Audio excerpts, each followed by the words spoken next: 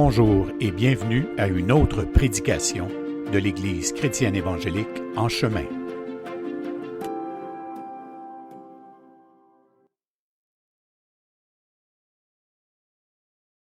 Donc, un bon matin à tous. Ce matin, on est donc dimanche, le 13 décembre 2020. Donc, une bienvenue à tous, frères et sœurs, notamment de l'Église En Chemin, ainsi qu'à tous ceux qui se joignent à nous pour cette prédication en format Facebook Live, comme on le fait à tous les dimanches depuis les débuts de la pandémie. Donc, une bienvenue à tous. Un gros merci d'être là. Merci pour vos encouragements. Merci pour votre soutien. Merci pour votre édification. C'est vraiment béni. C'est vraiment béni, et notamment dans des périodes comme en ce moment. Je pense que tout le monde en a besoin de se faire du bien les uns les autres, puis s'encourager, puis s'édifier, puis c'est vraiment des fruits vraiment extrêmement bénis. Donc, un gros merci à tous. Juste une petite annonce avant de débuter la prédication. Une simple annonce pour vous faire savoir qu'avec les anciens de notre Église, là, on a une rencontre encore la semaine dernière et on a choisi de maintenir les rencontres Zoom du matin à 9 heures, à tous les matins, entre Noël et Jour de l'An, et même à Noël et même au Jour de l'An, donc le 24 et le 1er, on va être là. On a fait un sondage et la plupart des gens ont choisi de déplacer de 9 heures à 10 heures. Donc, entre Noël et Jour de l'An, ça va être à 10 heures pour la période des fêtes. On reviendra à 9 heures par la suite. Donc, merci à tous ceux qui ont pris le temps de répondre à la question qui était posée, de savoir à quelle heure on voulait faire ça. Puis ça nous a beaucoup encouragé de faire ces zooms-là quand même, étant donné le confinement, étant donné l'isolement, étant donné tout ça. Bon, on s'est dit, il n'y a rien comme se rencontrer, puisqu'on va tous être un peu, tout le monde, chacun chez nous, à juste être chez nous. Donc, on dit, bon, ben, rencontrons-nous, puis profitons de cette occasion pour s'édifier puis s'encourager à chaque matin. Voilà pour cette simple annonce. Donc, ce matin, la prédication, si elle avait un titre, ma foi, j'ai eu un peu une misère à trouver mon titre, tellement qu'il y avait d'idées qui tournaient dans ma tête, parce que cette thématique sur le renoncement qu'on a entrepris il y a quelques semaines, finalement, ça ouvre beaucoup de portes à réfléchir sur toutes sortes de points, de rééclairer l'Écriture ou ce qu'on comprend de l'Écriture à la lumière du principe du renoncement.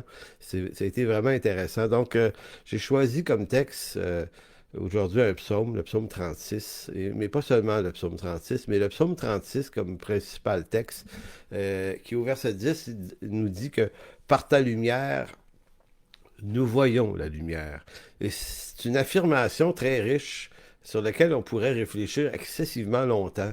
Par ta lumière, nous voyons la lumière. Donc, je ne sais pas pour vous, mais moi, le message que ce texte-là m'envoie, c'est que j'ai peut-être l'impression d'avoir quelques bonnes lumières en moi, en moi-même. Mais en réalité, mes propres lumières sont trompeuses. Et la seule façon de voir, d'avoir une lumière juste du chemin dans lequel on marche, c'est par la lumière de Dieu. Donc, c'est la lumière de Dieu qui vient restaurer notre vision de ce qu'on est, de notre monde, des autres. Donc, il faut regarder ce monde à travers une lunette différente de la nôtre. Et ici, on parle de renoncement, au fond, à notre propre lumière des choses. Puis on pourrait changer le mot lumière par connaissance, intelligence, discernement, appelez ça comme vous voulez, là. Mais c'est nous, on a une façon de voir, d'anticiper, de croire, de penser, de juger, de faire plein de choses. Et là, c'est comme l'effort ici dans lequel on est invité, c'est de garder notre observation, de renoncer à nos observations naturelles et d'apprendre à regarder ce monde à travers une autre lunette qui est celle de Dieu par sa lumière. Ainsi, nous voyons la lumière. Donc, on a déjà affirmé dans les dernières semaines que le renoncement n'est pas en soi un déni d'existence. Important de toujours rappeler cette idée-là. Si on existe, c'est parce que Dieu veut qu'on existe. Donc, renoncement, c'est pas un renoncement à nous-mêmes au sens de nier notre existence propre. Au contraire, c'est plutôt l'appel à une nouvelle existence en Christ, qui est appelé par lui d'ailleurs. C'est lui qui nous amène dans cette nouvelle existence en lui, et cette nouvelle existence est déjà commencée par le moyen de la nouvelle naissance, par l'habitation du Saint-Esprit que nous sommes. Nous sommes également ensemble comme Église, et toutes les Églises, nous sommes le temple de Dieu, et tout ça culmine vers une nouvelle terre et des nouveaux cieux. Donc, c'est une nouvelle sorte d'homme, né de nouveau, né de Jésus-Christ, né de l'Esprit.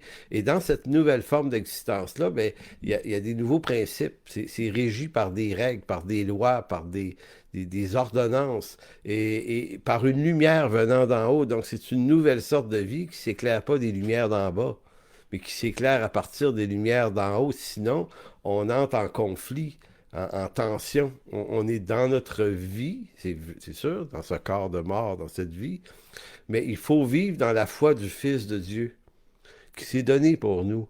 Donc ici, on est obligé d'être pénétré par une forme de tension entre deux formes d'existence, et c'est comme si la parole de Dieu nous invitait, en tout cas dans les choses spirituelles, bien sûr, non pas nécessairement dans les choses temporelles, il faut aller travailler, il faut gagner notre vie, il y a un paquet de choses tout à fait raisonnables et temporelles à faire, mais dans le regard qu'on devrait avoir sur toutes ces choses-là, c'est un regard venant d'en haut, qui est appelé à remplacer notre regard venant d'en bas. Or, cette nouvelle existence repose forcément sur un autre support. Et ce support-là, c'est la foi. Et c'est là que la foi devient intéressante, parce qu'on marche par la foi, ce qui signifie qu'on marche dans ce qu'on ne sait pas exactement, dans ce qu'on ne connaît pas très bien, dans ce qu'on ne voit pas très bien, mais on marche comme tenu par la main de celui qui voit mieux que nous. C'est un peu comme si marcher avec Dieu, c'était choisir de se rendre aveugle, et comme si Jésus disait, regarde, je vais te tenir par la main et fais-moi confiance, on va marcher dans ce monde, dans cette vie, je vais traverser avec toi ta vie, avec tous les bonheurs, mais tous les malheurs, parce que c'est rempli de malheurs aussi la vie, je marche avec toi, mais fais-moi confiance. Et je te bande les yeux pour t'empêcher de voir ce qui va te faire peur en chemin. C'est une image, hein?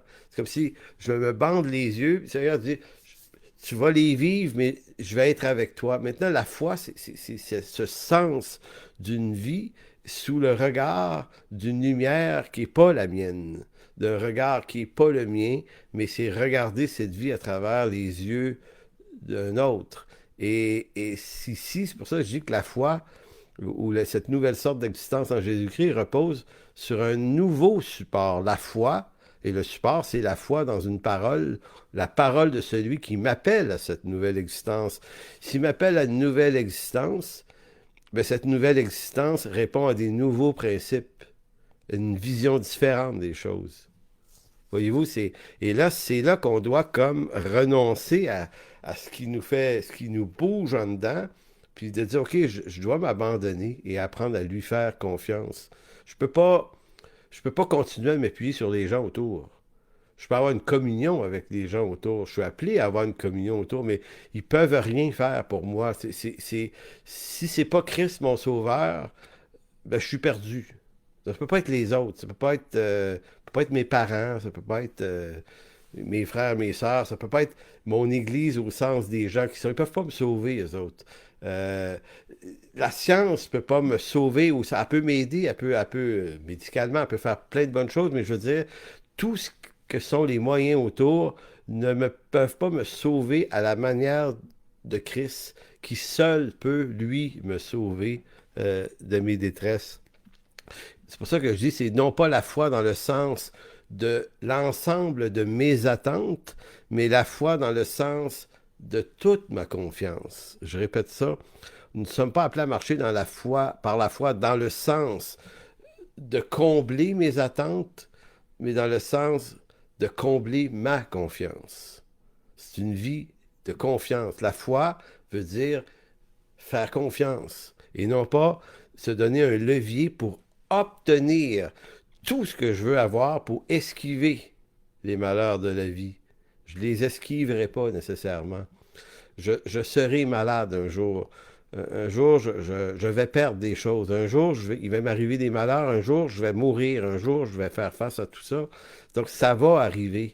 Donc, je ne peux pas avoir la foi pour que ça n'arrive pas. Je ne peux avoir la foi qui me permet de mettre ma confiance en celui qui me dit, je suis avec toi dans ça. Tous les jours de ta vie, je suis avec toi, Jean 10. Donc, non pas la foi pour faire arriver ce que je souhaite voir arriver dans ma vie ou dans la vie des autres ou dans la vie ou les changements que je souhaite voir arriver, je sais pas moi, autour de moi, dans la vie des autres, peu importe l'endroit, là. Mais ma foi dans le sens de traverser avec Dieu ce que Dieu permet qu'il arrive souverainement dans ma vie, parce que les choses qui arrivent ne sont pas des incidents. Si j'avais que mon humanité pour les juger, je ne pourrais penser que tout ce qui m'arrive sont le fruit d'une simple méchanceté des autres. Donc, c'est toujours des accidents, des incidents, des imprévus. Alors que si j'ai affaire à un Dieu souverain, qui contrôle chaque événement et chaque cheveu de ma tête qui tombe par terre, je suis obligé de me livrer au jeu de la foi avec Dieu en disant, bon, ben, puisque tu es souverain, tout ce qui m'emmerde, là, c'est toi qui le permets dans ce moment. Donc, je vais te demander, Seigneur, de m'amener à mettre mes attentes et ma confiance en toi pour traverser ça. C'est toi qui peux le faire. Donc, vous voyez, j'essaie de nous donner une lecture de la foi. C'est comme si je disais, au fond, le renoncement, c'est renoncer à la foi en moi-même pour mettre ma foi en Dieu. Donc, parole du Seigneur ce matin, psaume 36, versets 6 à 10, qui est un magnifique texte. Donc, psaume 36, versets 6 à 10. Et j'aurais aimé le travailler plus à fond, ce texte-là. Malheureusement, on va le voir un peu, mais il y a beaucoup de richesses. Mais il y a d'autres textes que je voulais brancher sur celui-là là, pour faire une prédication un peu plus complète. C'est que, voyons le texte à partir du verset 10. « L'Éternel, ta bonté atteint jusqu'aux cieux, ta fidélité jusqu'aux nues. » Juste ce verset-là, là, les extrêmes, les images assez extrêmes qui nous sont données pour mesurer à la fois deux choses, la bonté et la fidélité de Dieu. Ces deux choses-là sont mesurées par le psalmiste en disant, ben, si on devait mesurer ta bonté, Seigneur, ben, elle atteint les cieux. Tu sais. C'est pas juste ici, c'est pas juste un petit environnement. Donc la bonté de Dieu, là, elle est gigantesque. Elle atteint jusqu'aux cieux. Et sa fidélité jusqu'aux nues. Donc, vous voyez cette espèce de langage très, très imagé qui veut montrer à quel point Dieu est bon et fidèle. Verset 7, ta justice est comme les montagnes de Dieu. Encore là, on est toujours dans le gigantesque. Tes jugements sont comme le grand abîme. C'est énorme encore. Éternel, tu soutiens les hommes et les bêtes, au sens de soutenir la vie. Là. Combien est précieuse ta bonté. À l'ombre de tes ailes, les fils de l'homme cherchent un refuge. À l'ombre de tes ailes, les hommes cherchent un refuge. Donc, comprenez la rhétorique du texte, c'est que les hommes cherchent un refuge sous les ailes de celui dont la bonté atteint jusqu'aux cieux, dont celui dont la fidélité est jusqu'aux nues, dont la justice est comme de la taille des montagnes, pas des collines, mais des montagnes de Dieu. Voyez-vous, c'est comme si le psalmiste disait se confier ou se cacher à l'ombre des ailes d'un Dieu à cette mesure-là, ben c'est le meilleur refuge que je peux ou que vous ne pouvez jamais trouver autrement. Le mot refuge ici, c'est un mot en hébreu, shaka, qui fait référence à la protection et à la confiance. Donc, cherche en toi un refuge, c'est-à-dire cherche en toi une protection, mais un lieu de confiance. Je comprends bien le mot hébreu, là, que j'ai fouillé un peu. Là. Cherche en toi un lieu ou quelqu'un, un lieu à qui je peux faire confiance, ou à qui l'homme peut trouver quelque chose de suffisamment solide pour y déposer sa confiance. Pourquoi? Ben parce que nos vies sont troublantes, parce que c'est compliqué, c'est parce que on est humain, puis on est rempli de contradictions, puis on fait face à toutes sortes de contrariétés, puis ça se passe tellement pas comme on aurait voulu. Tu sais, je me souviens du témoignage de notre frère Serge Deslongchamps il y a très longtemps dans une conférence, je me souviens plus c'était quoi la conférence, mais qu'il avait pris la parole pour dire, parlait de lui et sa famille, puis il disait quand on était jeune, moi, par femme, on imaginait ce que ce serait notre vie avec nos enfants, puis ça irait bien, puis il dit, ça s'est pas passé comme on l'avait prévu, tu sais. Ça s'est passé comme ça s'est passé, mais ça s'est pas passé comme on l'avait prévu. Mais ça avait pas à se passer comme... Mais c'est ça notre défaut, c'est que nous autres, on veut prévoir comment on veut que ça se passe, mais la réalité, c'est que ça va se passer comme Dieu a voulu que ça se passe, selon sa volonté, selon ses décrets. Et là, c'est pas la même game. Puis je m'identifie à mon frère Serge, parce que c'est un fait. Quand on rêve, quand on est un jeune pasteur, puis qu'on rêve à une carrière pastorale, puis quand on commence, on imagine des grandes choses. Ça n'existe pas, imaginer des petites choses. On est humain, là. On imagine que qu'il y a juste du bonheur qui nous attend sur une route pavée de fleurs et finalement, on rentre là-dedans, puis ouf! Puis c'est Dieu qui nous amène dans ce chemin-là. Puis le chemin, il n'y a pas l'odeur des promesses ou des images qu'on s'était fait avant. Et c'est là qu'on l'apprend en chemin. Mais en chemin, on a deux choix. C'est soit être déçu que ça ne s'est pas passé comme on voulait, ou plutôt être en train de dire, mais Seigneur, ça s'est passé suivant ton dessein. Donc, je peux regarder ça avec calme et confiance, même si ça reste inquiétant, là, mais je peux regarder ça avec calme et confiance parce que c'est toi le sauveur. Personne peut vous sauver, personne peut me sauver, personne peut sauver votre entourage, à part le Seigneur Jésus-Christ. Donc, c'est l'image ici de l'homme, puisque Dieu est un Dieu puissant, souverain, dont la bonté atteint jusqu'aux cieux et la fidélité jusqu'aux nues, et sa justice qui a la taille des montagnes de Dieu, ben, c'est comme si le psalmiste nous invite à dire ben, que l'homme cherche son refuge en lui. C'est pas mal la meilleure place qu'on va trouver dans tout l'univers. Et ensuite, versets 9 et 10, il nous parle des conséquences heureuses. Et c'est là que ça devient encore plus intéressant. Je sens que, je crois comprendre que le verset 9 et 10 sont des fruits conséquents à celui qui cherche en Dieu son refuge. Parce que on peut choisir de chercher notre refuge dans toutes sortes d'autres moyens aussi. En nous-mêmes, dans notre raisonnement, dans les autres, ou de même pas chercher un refuge particulier, de juste subir la situation. Mais ici, le psalmiste, il va de la façon suivante. Ceux qui placent en Dieu leur refuge se rassasient de l'abondance de ta maison. Et tu les abreuves au torrent de tes délices, car auprès de toi est la source de vie. Et c'est là qu'arrive le fameux titre du message, « Par ta lumière, nous voyons la lumière ». Donc, voyez, là, les fruits, là, se rassasient de l'abondance de ta maison.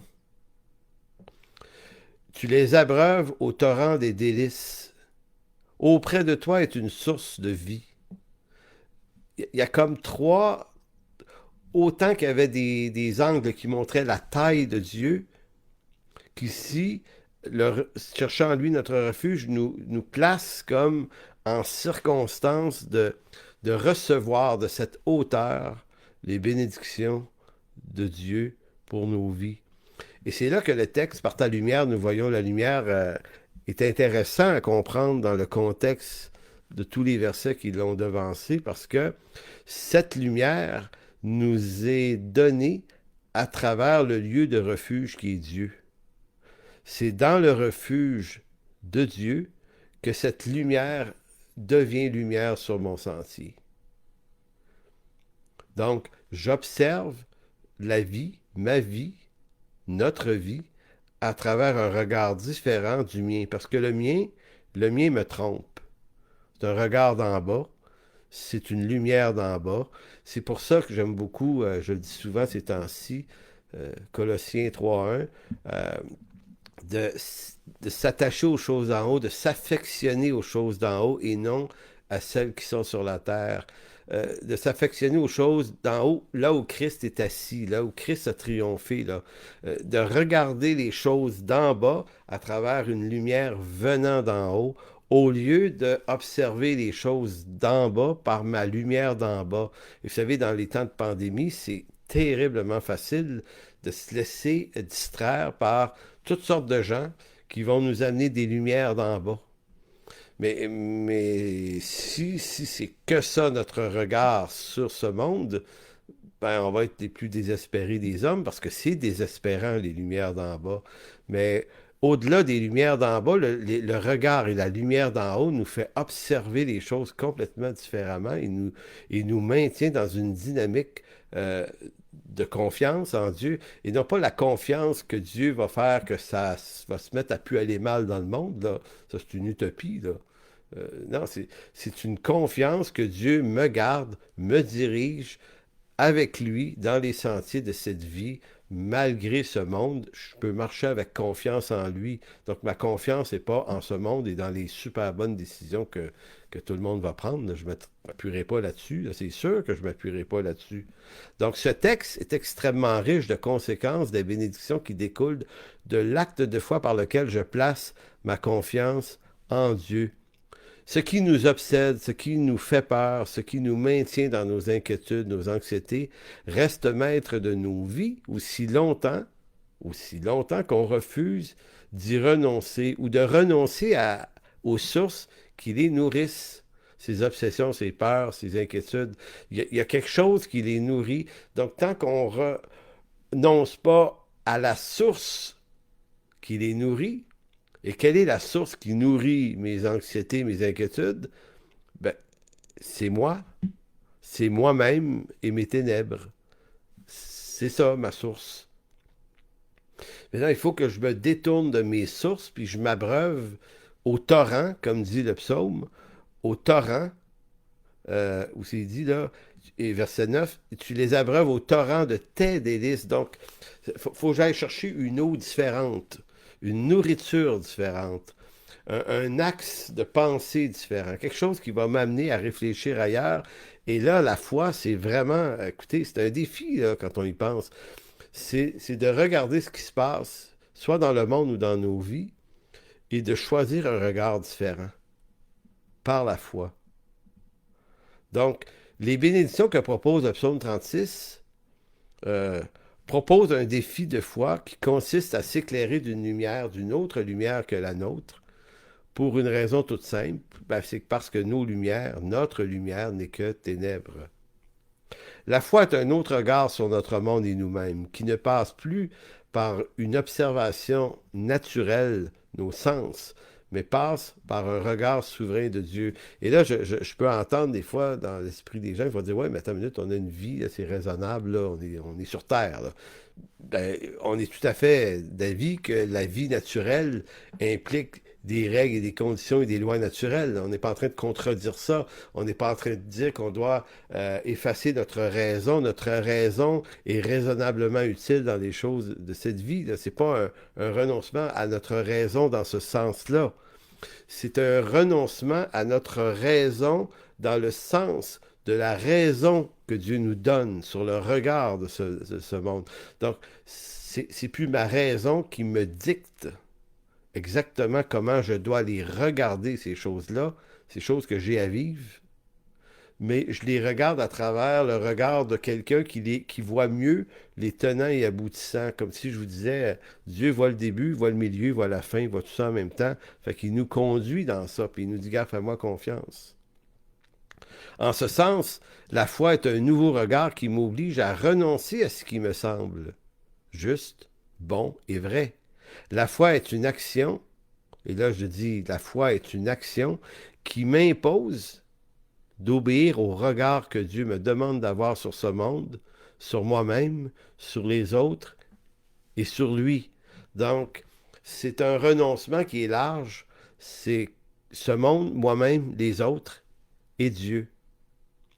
Et j'aimerais vous citer un texte qui a été donné par notre frère Michel Veilleux mercredi soir passé. J'étais absent, mais on m'a parlé de ce texte, Philippiens 4.8, que Michel avait partagé lors du groupe Maison de mercredi soir. Et puis, lors du groupe Zoom de vendredi matin, je lui ai demandé d'en reparler parce que j'étais pas là. Fait que j'ai dit, puis c'était vraiment intéressant parce que Michel nous parlait de l'importance d'orienter nos réflexions puis nos pensées, d'apprendre à gérer ça, si j'ai bien compris, là, évidemment. Donc, c'est comme si la foi invite au renoncement que j'initie sur mes pensées. Euh, donc, je pense d'une certaine façon, hein, je suis habitué, je suis formé, je suis éduqué à penser d'une certaine façon. Alors, Paul me dit au verset 8 que je devrais apprendre à penser différemment. C'est vraiment important. Et regardez, là, il faut vraiment y réfléchir à ce texte-là parce que c'est sévère. Quand je dis sévère, là, ça veut dire qu'il y a quelque chose d'assez radical dans ça qui est une contradiction avec ma façon d'être. Alors, il va dire au verset 8, au reste, frère, que tout ce qui est vrai, ici, le mot vrai est pas c'est au sens l'amour de la vérité. Hein, c'est dans ce sens-là. Tout ce qui est vrai au sens de amour de la vérité. Tout ce qui est honorable, tout ce qui est juste, tout ce qui est pur, tout ce qui est aimable, ce qui mérite l'approbation, ce qui est vertueux et digne de louange, soit l'objet de vos pensées. Écoutez, ça en fait des affaires, là. Ce qui est vrai, honorable, juste, pur, aimable, ce qui mérite l'approbation, ce qui est vertueux, ce qui est digne de louange. Ce texte-là, quand on s'y arrête un peu, est à peu près le miroir du contraire de ce qu'on aime naturellement dans notre homme naturel, charnel et adamique. Il nous invite à traverser la ligne par la foi de ce qui ne nous attire pas tant que ça. Il est beau le texte, mais c'est un défi de foi. S'il y a des choses honorables à laquelle on doit penser, c'est parce qu'on pourrait aussi penser à ce qui n'est pas honorable. S'il y a des choses, si on doit penser à ce qui est juste, c'est parce qu'il y a beaucoup de choses injustes, pures, impures, aimables. Il y a des choses pas aimables. Il y a des choses qui méritent l'approbation, mais il y a des choses qui ne méritent pas l'approbation. On devrait réfléchir à ce qui est vertueux parce qu'il y a des choses qui ne le sont pas vertueuses. Il y a des choses qui sont... On devrait penser à ce qui est digne de louange. Pourquoi? Parce qu'il y a plein de choses qui ne sont pas dignes de louange. Donc, ce texte ne dit pas que le contraire des choses qui sont mentionnées n'existe pas. Il dit seulement que nos pensées devraient être dirigées et maintenues dans ce qui est contraire à ce qu'on a l'habitude de réfléchir naturellement. En d'autres mots, on aime s'entretenir et se nourrir de ce qui corrompt nos cœurs et nos pensées. C'est ça qu'on est comme pécheurs. C'est facile d'être toujours dans un discours négatif sur soi-même ou sur les autres, de toujours aimer l'angle de ce qu'on pourrait dire qu'on n'aime pas chez les autres ou peu importe là, sur les situations. On aime rappeler les fautes des autres. Comprenez-vous, c'est ça que dans notre chair, là, c'est une friandise, ça. Alors que Paul nous dit, ben là, au reste frère, là, vous allez réfléchir différemment. Donc, c'est par l'entretien de nos pensées que la douceur et l'amabilité du verset 5, ici on est au verset 8 de Philippiens 4. Souvenez-vous qu'on était parti il y a quelques semaines du verset 5, du même chapitre qui disait que votre douceur soit connue de tous les hommes, le Seigneur est proche. C'est intéressant parce qu'on s'était dit, la douceur ou l'amabilité ici est dans le regard de l'autre. La question, c'est pas, d'après moi, là, je suis aimable, donc ça me suffit, moi. Je suis aimable à ma façon, mais Paul dit, c'est pas que votre douceur soit connue de vous-même, mais elle devrait s'observer, se remarquer dans le regard des autres. Et là, c'est pas comme si on doit vivre notre vie dans l'approbation des autres. C'est pas là que Paul veut nous lancer. Il est juste en train de nous dire que le fruit d'une pensée saine, hein, d'une réflexion juste sur l'investissement de la parole dans nos vies, va créer une tranquillité d'esprit, malgré les torrents de complications et de tempêtes qu'il peut y avoir. On peut rester aimable et doux malgré tout, ça, et les gens vont le remarquer. Tu sais, c'est comme si ça orientait mes yeux et mon cœur vers la source de cette nouvelle vie qui est la parole de Dieu.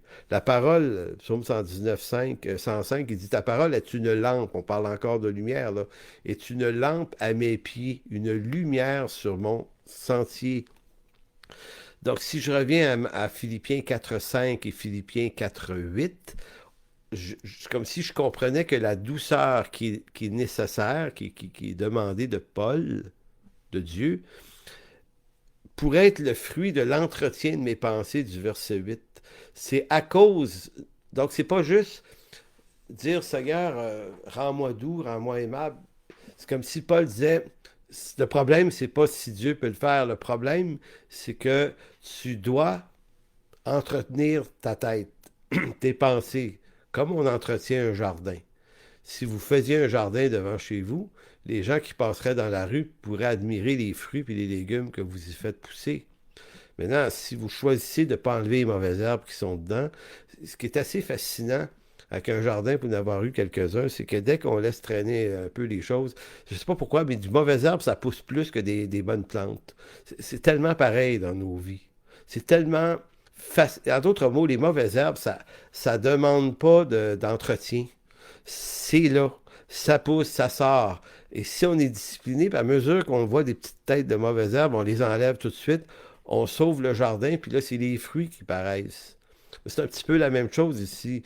Ce qu'on entretient dans nos pensées, que sont les fruits recherchés, s'accompagne aussi donc de s'éloigner de tout ce qui peut venir nous corrompre, nos cœurs, et qui sont naturellement présents. C'est là, c'est là.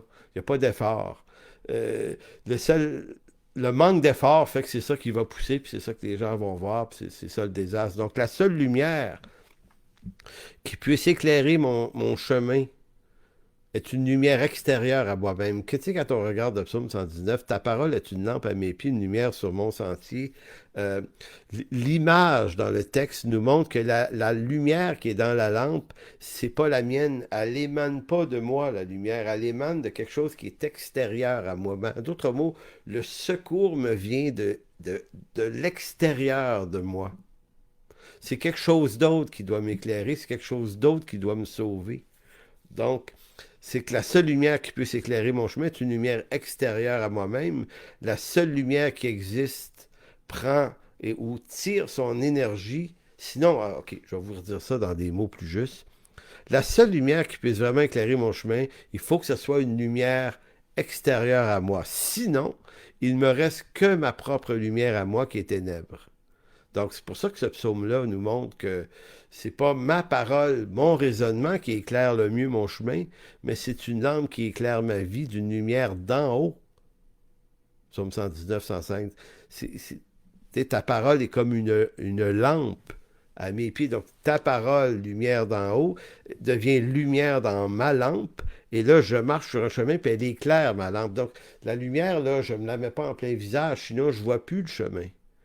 C'est pas une lumière qui est aveugle, c'est une lumière qui, je tiens à mes pieds. Il faut comprendre le contexte. Quand on vivait dans des temps où il n'y avait pas de belles routes et de beaux trottoirs comme nous, dès qu'il faisait noir, tu pouvais t'enfarger dans une pierre ou dans n'importe quoi.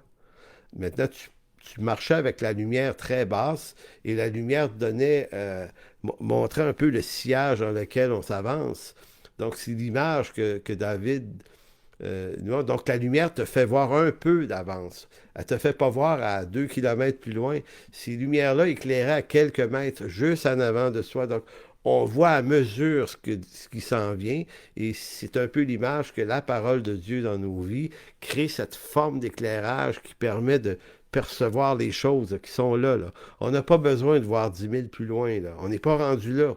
On a besoin de voir aujourd'hui, là, dans les décombres de ma vie, puis les obstacles qui sont sur cette route-là, là, comment je les contourne, ou comment je passe à côté, ou comment je passe par-dessus, ou peu importe, c'est cette idée d'une lumière qui, sur mon sentier, dirige mes pas. Donc, c'est pour ça que ça permet, je pense, j'ose l'idée ici de Philippiens 4.12, parce qu'on a Philippiens 4.5, Philippiens 4.8, Philippiens 4.12, juste un peu plus loin, on est toujours dans le même contexte.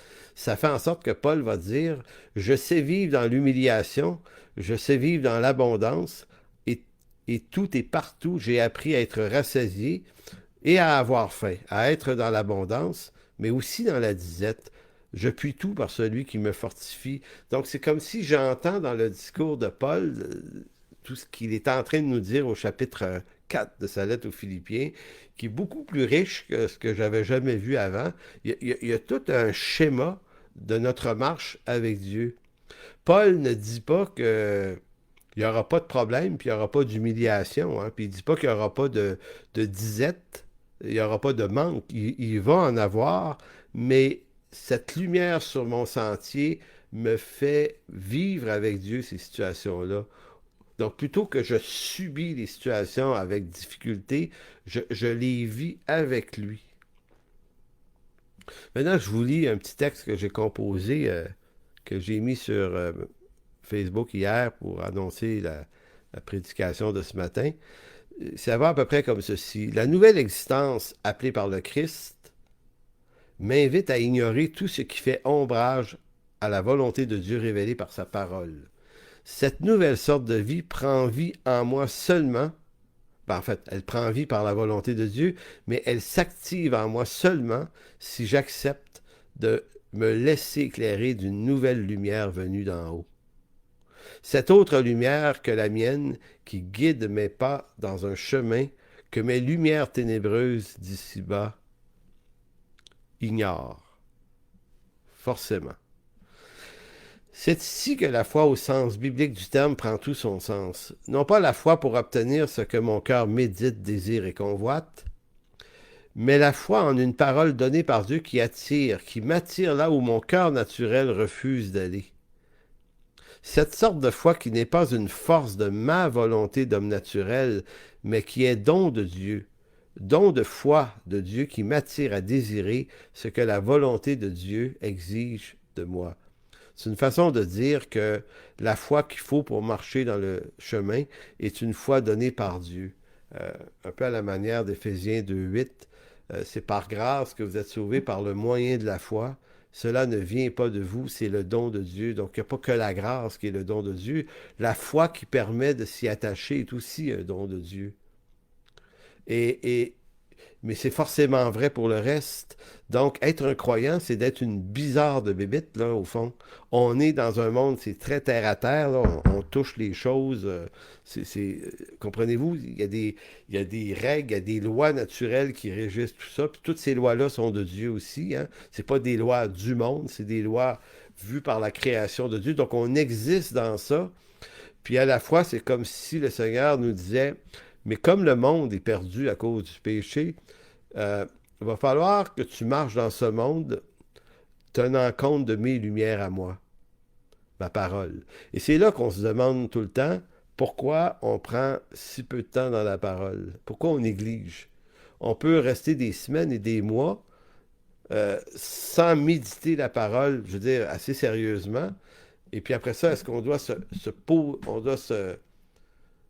comment dire, se demander pourquoi on voit plus clair, pourquoi on est en train comment dire, c'est en train de virer tout croche dans nos vies, puis il n'y a plus rien qui marche, plus rien qui fonctionne, notre vision est altérée, mais écoutez, si je ne suis pas nourri, si je me nourris pas comme un disciple de cette parole, ben je n'ai pas l'éclairage d'en haut, il me Il me reste l'éclairage d'en bas. C'est tout. C'est ça pour mon malheur. Apprendre à m'approcher par la foi de cette lumière d'en haut est un exercice exigeant qui demande énormément de courage. Par expérience, j'ai jamais senti que c'était simple. J'ai toujours senti que c'était plus simple de répondre à mes propres pathos naturels. Alors que marcher par la foi, ça demande le courage, puis ça demande le courage du renoncement. Ça signifie une discipline par laquelle j'apprends à renoncer. Vous savez, c'est le courage d'une prise de conscience honnête, à la lumière de l'Écriture, qui me permet enfin de voir l'étendue de ma perdition pour ensuite rayonner des fruits lumineux de l'œuvre de la grâce de Dieu. Vous savez, il y a un passage dans mes ténèbres, parce que c'est vers ça que Dieu va me faire passer. Veut pas, là. Je dis moi, mais vous, puis nous tous, là.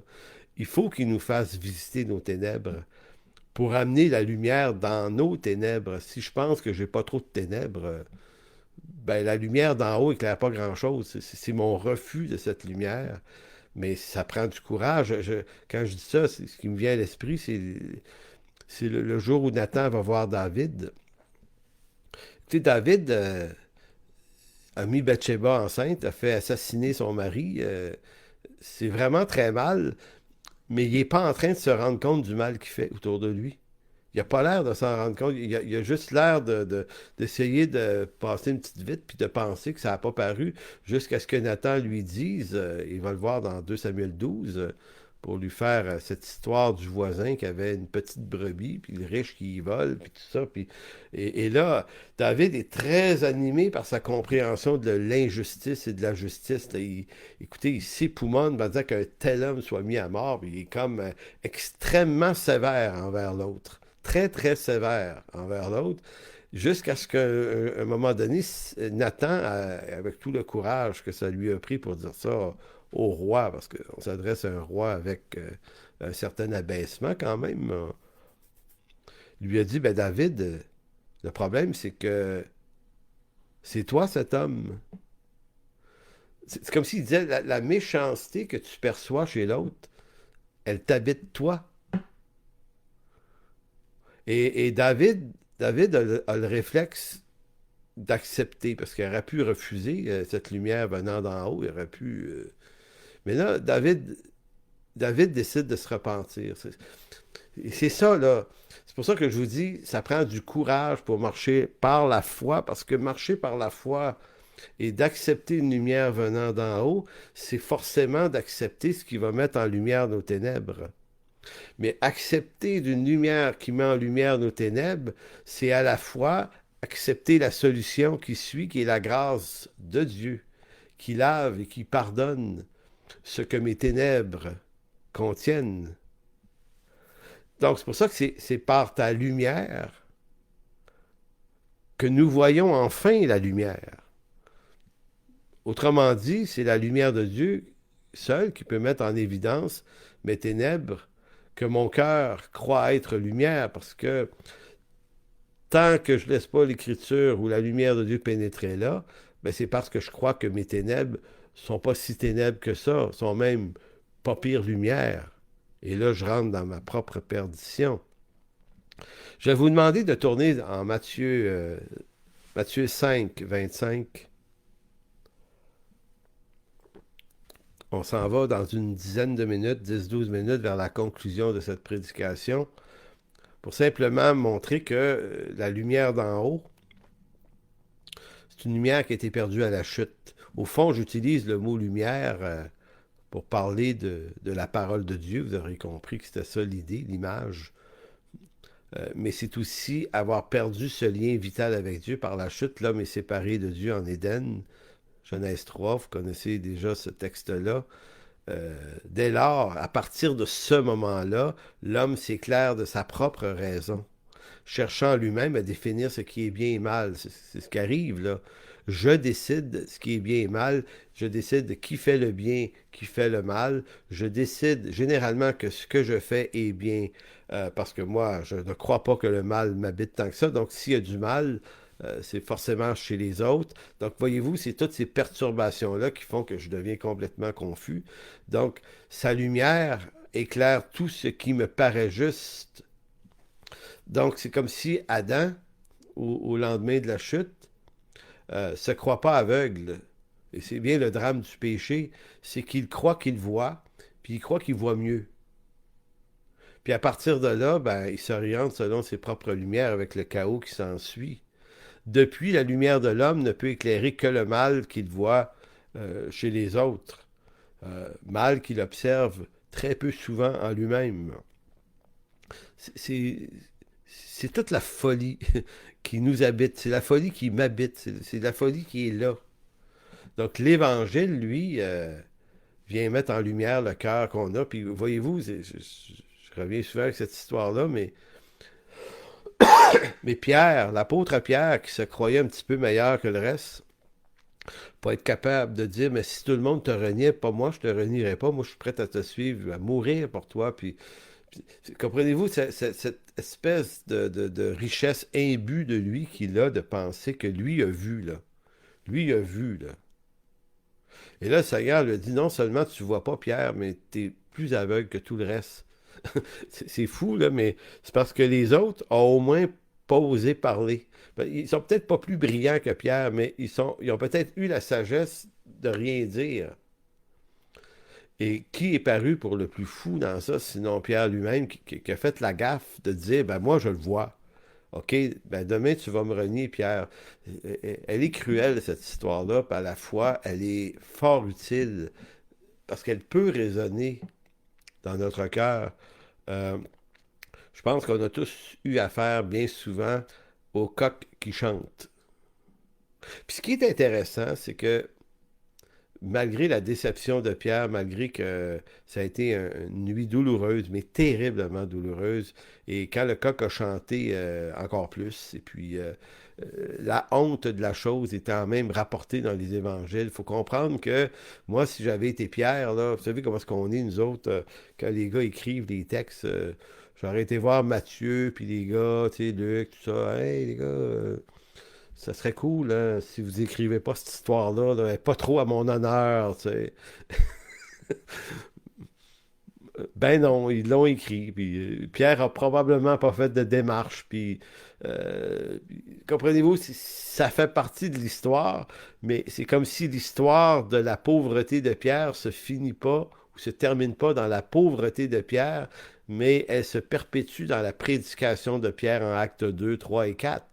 Donc Dieu ne se renie pas de ses appels. C'est pas, il ne dit pas à Pierre, Pierre, t'es tellement niaiseux, là, t'es tellement imbu, là, t'es tellement plein d'affaires que je te retire ton appel. Non, non, Pierre, c'est sur la révélation que l'Esprit Saint donne que je vais bâtir mon Église. Je t'ai choisi, c'est toi qui prêches dans 8 semaines. À Jérusalem, c'est toi que j'invite à avoir la première prédication de l'histoire de cette nouvelle sorte de vie. Réalisez-vous d'être le gars qui prêche la première prédication du royaume de Dieu. Tu sais, le royaume de Dieu descendu, le Saint-Esprit est venu. L'Église commence, on inaugure le royaume de Dieu. Et c'est pas Jésus là, qui est là. Lui, il est parti. Moi, je me dis, il aurait pu rester pour la première prêche en disant, regarde, Jésus, va-t'en pas tout de suite. Là. Saint-Esprit, écoute, aie l'honneur d'être au moins là pour cette fois-là. T'en iras après. Tu sais. Non, non, Pierre, j'ai dit, non, c'est toi, Pierre. C'est toi que j'ai choisi de toute éternité. C'est toi. Ah, Pierre a dit, ah, mais je suis bien trop méchant, bien trop mauvais, je t'ai renié, tout le monde le sait, je suis une honte. Euh, la repentance de Pierre est riche parce que Pierre répond pas à ce qu'il ressent, à ce qu'il pense de lui. Il marche dans une lumière d'en haut. Et la lumière d'en haut, il a dit, Pierre, tu prêches. Fait que, arrête de brailler sur ton sort, lève-toi, mets tes godasses, sors dehors, c'est toi qui vas amener la première prédication. C'est tout, Pierre. Pierre dit, OK.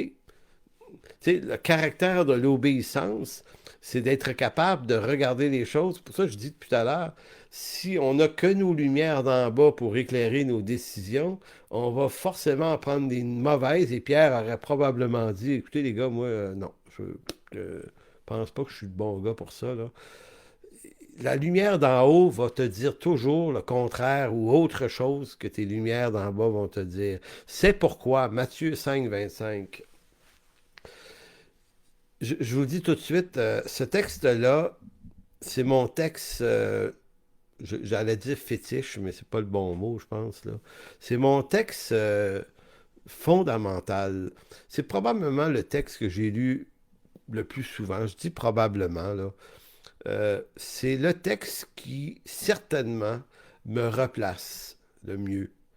Me, me lance un défi et à chaque fois que je relis ce texte-là ou que je décide d'aller relire ce texte-là, c'est toujours parce que j'ai besoin de réaligner l'éclairage dans ma vie. C'est où est-ce que Dieu veut me placer? Puis je sais que le texte existe, mais il faut que je le relise parce que c'est la lecture, la proclamation que l'Écriture fait de moi-même qui est la vraie lumière et pas juste le souvenir de savoir que le texte existe. Pourquoi je dis ça? Parce que ce texte-là, ça s'adresse à mes inquiétudes et à mes anxiétés. Le verbe inquiéter ou le mot inquiétude vient du mot marimnao, qui dans le texte original grec se traduirait par anxiété. Fait que j'utilise anxiété parce que c'est le mot qu'on utilise beaucoup aujourd'hui dans le monde des problèmes de troubles mentaux. Et on est tous plus ou moins, sans avoir des problèmes mentaux profonds, on est des êtres extrêmement anxieux. Les circonstances de ce monde nous rendent anxieux. La pandémie nous rend anxieux. Il y a toutes sortes. L'argent nous rend anxieux. Nos rapports humains nous rendent anxieux. Il y a tout pour être anxieux. Qu'est-ce qui va s'en venir bientôt? Qu'est-ce qui va se passer?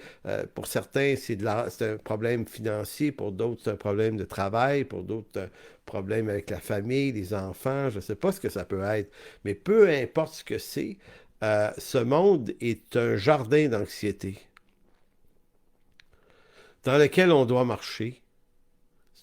Et si notre lumière qui nous fait marcher dans ce monde d'anxiété n'est pas une lumière d'en haut, on va mal finir. Ben, on va finir comme finissent des hommes sans espoir. Donc, c'est pourquoi je vous dis, le verset 25, c'est pourquoi je vous dis, ne vous inquiétez pas pour votre vie, de ce que vous mangerez, ni pour votre corps, ni de ce que vous serez vêtu. La vie n'est-elle pas plus que la nourriture et le corps plus que le vêtement? C'est tellement des besoins essentiels qui sont touchés. Tu sais, le Seigneur ne va pas dans le superficiel. Ne vous inquiétez pas de la belle voiture que vous allez avoir. Ne vous inquiétez pas du chalet. Des choses qui sont le fun à avoir, mais qui sont dans la périphérie des nécessités, un peu plus loin que dans le inner circle au milieu. Là. De ce qu'on va manger, de ce qu'on va être vêtu, là, c'est des besoins excessivement essentiels et le Seigneur a fait exprès d'aller dans ce que de plus essentiel pour nous dire, même là, ne vous inquiétez pas. S'il nous dit de ne pas s'inquiéter, c'est parce que c'est inquiétant. Sinon, il n'en parlerait pas. Donc, c'est pas comme si le Seigneur était séparé des implications humaines de l'inquiétude. Tu sais, on aurait envie de dire, ben, regarde, Seigneur, c'est facile pour toi de ne pas t'inquiéter. Tu es capable de changer l'eau en vin. Tu peux faire apparaître du pain et des poissons. Puis tu t'es fait faire une tunique, pas de couture. Je sais pas si tu as pris ça, mais t'es capable, t'es Dieu, tu peux faire apparaître les choses. Bon, comprenez-vous, ça pourrait être idiot comme ça, notre réflexion. En tout cas, moi, je l'ai déjà eu, cette réflexion-là. Mais nous autres, on est sur la terre, là, ici. On est dans des vraies affaires. Ben, c'est le Seigneur des vraies affaires auxquelles on fait affaire. Fait qu'il dit, moi, je vous dis. Là, c'est comme lumière d'en haut, sortie de la bouche de Dieu, présent en ce monde, lumière des lumières, la lumière est venue dans ce monde, nous dit Jean. Hein, elle est venue habiter parmi nous. Donc, cette lumière a déclaré un jour, ne vous inquiétez pas pour votre vie, de ce que vous mangerez, ni pour votre corps, ni de quoi vous serez vêtus. La vie n'est-elle pas plus que la nourriture et le corps plus que le vêtement? Regardez les oiseaux du ciel, ils ne sèment, ni ne moissonnent, ils n'amassent rien dans les greniers, et votre Père céleste les nourrit. Ne valez-vous pas plus qu'eux tous? Qui de vous, par ses inquiétudes, par ses anxiétés, Marimnao, peut ajouter une coudée à la durée de sa vie? Donc ici encore là, c'est face à l'éventualité de notre mort. C'est comme si vous pouvez vous en inquiéter à outrance, mais c'est comme si Jésus disait, mais si tu regardes ça du point de vue de la lumière que je te donne, tu ne pourras pas ajouter une coudée à ta vie. C'est moi qui décide, c'est moi le Seigneur qui décide. Ça va arriver quand ça va arriver par les moyens que je veux que ça arrive. Donc, relax. Tu viens dans ma présence. C'est vraiment, comprenez-vous, c'est une lumière qui nous percute, là. Et pourquoi vous inquiétez au sujet du vêtement? Considérez comment croissent les lys des champs. Ils ne travaillent ni ne filent. Cependant, je vous dis que Salomon, même dans toute sa gloire, n'a pas été vêtu comme l'un d'eux. Si Dieu revêt ainsi l'herbe des champs qui existe aujourd'hui, qui demain sera jetée au four, ne vous vêtira-t-il pas? À plus forte raison, gens de peu de foi, ne vous inquiétez donc point. Et ne dites pas que mangerons-nous, que boirons-nous, de quoi serons-nous vêtus. Ces choses, ce sont les païens qui les recherchent. Votre Père céleste sait que vous en avez besoin. Donc, il n'y a pas un détachement dans l'intention de Dieu. Comme je vous disais, que si Dieu n'est pas assez terre à terre pour comprendre ce que c'est vraiment vivre en ce monde, Jésus dit non, non, non, non. Il dit, mon Père connaît vos besoins et il sait que vous avez besoin de ces choses.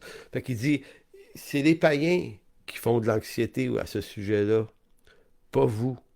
Donc, cette lumière d'en haut nous invite ailleurs, et c'est pour ça que le verset 33 nous dit « Cherchez premièrement le royaume et la justice de Dieu, et toutes ces choses vous seront données par-dessus tout. Ne vous inquiétez donc pas du lendemain, le lendemain aura soin de lui-même, à chaque jour suffit sa peine. » Donc, c'est sur ces quelques mots que je termine cette prédication aujourd'hui. J'ai choisi ce texte-là dans la conjoncture actuelle. On approche les fêtes et cette année, on n'aura pas de grands banquets, on n'aura pas de visites de famille, on n'aura pas tout ce que nos cœurs aiment beaucoup avoir. Puis en même temps, je me dis, mais c'est pas obligé que ça devienne une source d'inquiétude. Comme quelqu'un a dit cette semaine, le gouvernement n'a pas annulé la fête de Noël. Il a annulé les rassemblements, mais la fête de Noël, elle reste, elle. C'est pas un problème, la fête de Noël. Donc, c'est comme, laissons-nous éclairer par la lumière d'en haut, par la fidélité de Dieu, par la bonté, la présence de Dieu. Tout ça, ça peut pas nous être enlevé par personne, là. Et on peut, pendant le temps des fêtes, on peut s'édifier, on peut s'encourager. Comme je dis, on va se réunir le matin. À tous les matins, on va être là. Si vous vivez des temps difficiles, des anxiétés, on va être là, on va prier avec vous autres, puis on va trouver une façon d'édifier tout ça, puis de s'encourager, parce que Dieu est bon. Parce que Dieu est bon avec nous. Il est gracieux avec nous. Alors, merci, Père, de bénir par ta présence, de bénir par ta grâce, par ta bonté, par ton pardon. Seigneur, tu es vraiment celui qui jette un regard de grâce et de bonté, Seigneur. On est vraiment, souvent, on est pathétique, Seigneur, dans nos attitudes. On est vraiment pathétique. Mais Seigneur, toi, tu veux nous faire grâce de toutes ces choses afin de nous faire vivre dans une pleine lumière qui nous communique ta vie et ta vie en abondance. Alors, merci de bénir, de fortifier nos cœurs, nos vies, nos familles, nos églises, pas juste la nôtre, mais les autres, de bénir nos gouvernements, de les fortifier, de leur donner toute la sagesse, Seigneur, qui est nécessaire. Tu nous demandes de prier pour eux afin qu'on ait la paix. Alors, c'est ce qu'on fait, Seigneur. Bénis-les abondamment et entoure-les d'hommes et de femmes qui peuvent leur donner ton conseil, Seigneur, afin que ton conseil soit présent, même parmi les plus grands de nos nations. Alors, merci. Amen. Donc, bonne journée à tous, bonne semaine à tous, et au plaisir de se voir la semaine prochaine pour la prédication, sinon pour l'Église en chemin dans quelques instants sur le Zoom. Alors, à plus tard. Bye-bye. Pour toute information, n'hésitez pas à communiquer avec nous à info@égliseenchemin.com.